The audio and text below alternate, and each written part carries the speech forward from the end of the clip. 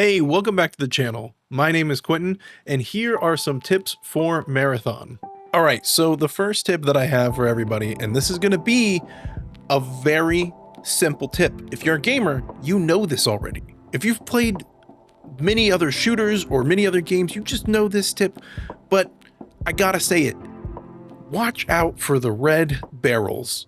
In Marathon, when you're playing this game, if there is a red barrel and you're running or you're in the middle of a fight, watch out for that, because you can be right next to the damn thing and it can get shot at and you can have a lot of damage done to you. It's an explosive barrel. All right, we all know what it is. Next tip, shoot the red barrels if your enemies are there, right? It's like a 2-for-1. But for real, watch out for these things or use them to your advantage, however you want to do it. All right, this is tip number 2. Also a kind of simple one. Just something to remember. If you played a battle royale, you play other extraction shooters, you know this, but I recommend shutting the doors behind you in most scenarios. You go in through a door. If you don't shut it behind you, someone could sneak up onto you, kill you, knife you. And the UESC robots in the game, they will follow you through that door. If they see you, then they'll alarm everybody and you have a lot on you. Now, it doesn't mean you're completely safe if you do shut the door, because the robots are still able to open the door. But it just means they won't see you and they might not go that way. So if you're sneaking around, especially if you're playing solo, just shut the door behind you. But be careful doing this, opening and shutting doors, because there's an audio cue to it and other players can definitely hear that. I know it's set me off a couple times to let me know where someone is, and I have gotten the jump on them because of it. So time and place, just be careful. All right, so this is gonna be tip number 3. Before each match, take a look at your character stats, your shell stats, if you will. Under the loadout tab next to your vault, you can see your character stats. The base stats can change based on the shell that you're using. Some of them might have more heat consumption, some might have less, some might have better agility. So definitely take a look at that for your shell, but also be aware of the fact that your loadout can change these stats as well. For example, if you have a basic shield equipped, your heat and agility will be down by -5. So it will do -5 to whatever your stat is.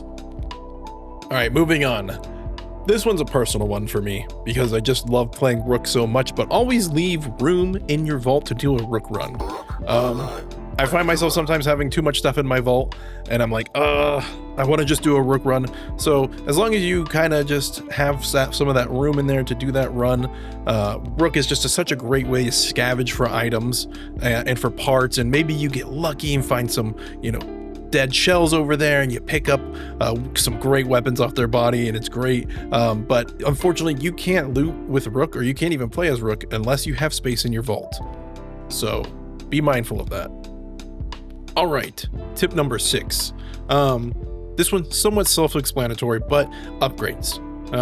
Take a look at some of the factions and look at the upgrades you want. This is something that I think Marathon does best compared to other extraction shooters, but kind of gun down a specific upgrade that you see already. Like, for example, I was gunning down Syak at first because I wanted to upgrade my heat capacity and then my heat regeneration and everything, so I could just run quicker to do other quests quicker.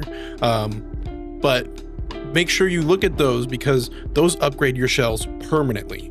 So any shell that you have, that is an upgrade that it will upgrade it permanently. And these also upgrade Rooks. So Rooks usually start out with less stats than a basic shell does, but if you do these faction upgrades, they also apply to your Rook, and it's awesome.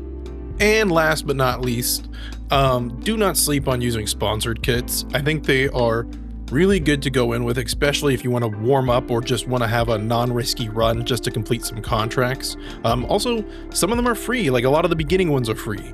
They're not the best. You struggle a little bit with ammo and shields, but if you're just trying to go in and maybe have a really lucky run or rush a contract and just do that contract, these are perfect. You're not risking much of your loot, and it has a perfect setup for you to just go right in.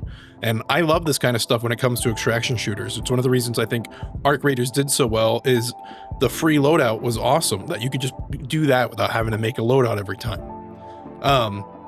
Now, there are some better sponsored kits that you can look forward to if you do your upgrades in your factions as well. And I would definitely take a look at those because you do pay for some of them a little bit more, like actual credits, but they're really good. They provide like shields, more ammo, more supplies, and better guns.